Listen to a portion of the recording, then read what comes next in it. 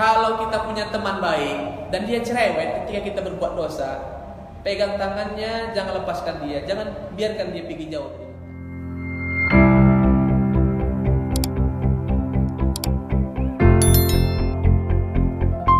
Kalau nggak bisa kita cegah dengan tangan, dengan kekuasaan kita, dengan mulut kita, harus cerewetlah kita ini.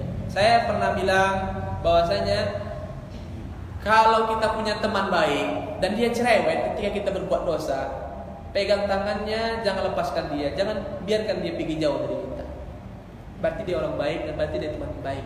Tapi kalau kita punya teman ketika kita berbuat dosa, dia diam saja, dia berusaha untuk memaklumi, malah dia membantu dan tidak peduli, berarti dia bukan teman yang baik. Tinggalkan dia, cari teman yang baik. Nah, teman yang baik adalah siapa? Teman yang mengingatkanmu ketika kamu berbuat maksiat. Nah, teman yang baik itu siapa? Teman yang mengajakmu berbuat baik ketika kamu jauh dari perbuatan baik. Itu dia teman yang baik. Cari yang kayak gini teman.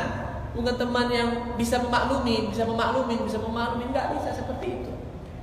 Maka Nabi SAW beserta para sahabat dan ulama-ulama kita selalu menasihati kita untuk suhbatul sholihin, yaitu berteman dengan orang-orang yang soleh. Ya. Artinya begini, bukan berarti kita harus memilih teman semuanya orang soleh semua. Bukan seperti itu. Kita punya geng, bahasa gitu. Punya apa namanya? Ya, punya kawan-kawan dekat lah, biasa. Tapi ketika kawan-kawan dekat kita ini tidak bisa mengajak kita dekat kepada Allah, teman-teman kita ini tidak mengingatkan kita ketika kita berbuat dosa kepada Allah SWT, maka bukan berarti kita tinggalkan mereka. Kita carilah teman-teman yang bisa mendekatkan diri kita kepada Allah SWT. Dekatkan diri kita kepada mereka. Nanti ketika kita sudah merasa jauh dari Allah, kita bergaul kepada mereka segala macam.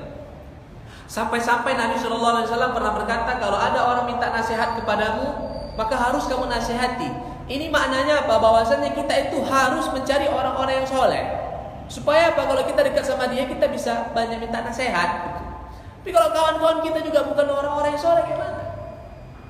Gimana kita mau minta nasihat? Padahal kita punya masalah di rumah, kita punya problem di rumah, problem yang besar, yang berat. Kemudian kita kumpul-kumpul sama teman-teman kita. Teman-teman kita ini juga jauh dari lingkungan agama, jauh dari norma-norma agama. Sholat pun jarang, kadang sholat, kadang enggak. Ngaji pun kadang kalau pas lagi sholat ngaji, tengok ustadznya siapa, ustadz dari jauh baru datang dia. Kalau ustadznya ustadz sini-sini aja nggak boleh datang. Apalagi kalau ustadz sobat datang, maka dia datang. Kalau enggak. Datang situ cerita, curhat, cerita masalah saya gini gitu segala macam. Kalaupun mereka memberikan solusi mereka itu jauh dari solusi agama.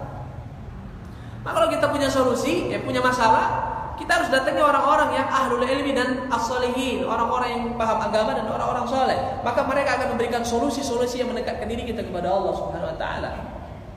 Itu dia.